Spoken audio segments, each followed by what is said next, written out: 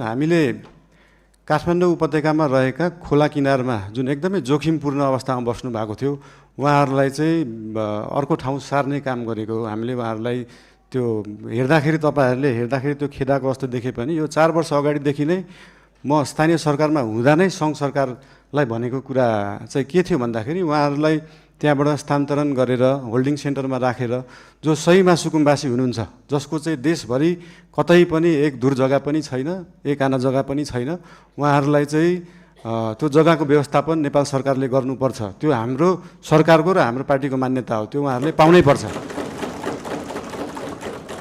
तर काठमाडौँ उपत्यकामा बसेकालाई किन एकदम प्रायोरिटी दिएर हटाइयो भन्दाखेरि विगतका धेरै वर्षहरूमा बाढी आउँदाखेरि उहाँहरूको घर डुबानमा पर्ने र उहाँहरूको स्वास्थ्य अवस्था पनि एकदमै नाजुक थियो। उहाँहरूको सेनिटरी अवस्था, उहाँहरूको त्यो वासरुम टोइलेटको व्यवस्था त्यसको निकासा सिधै खोलामा थियो र उहाँहरूबाटै निस्केको त्यो फोहोरको दुर्गन्धले फेरि उहाँहरू नै बिरामी परिराख्नु भएको थियो।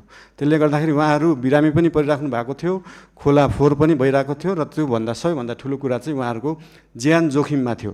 उहाँहरूको ज्यान जोखिमबाट जोगाउने काम गरेको हो नेपाल सरकारले।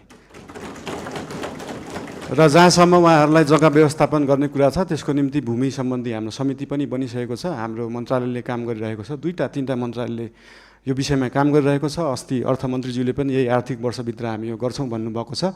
यसको लागि जति समय लाग्छ त्यति समय लाग्छ, हतार गरेर हुँदैन। यो चिजलाई चाहिँ जति समय लाग्छ,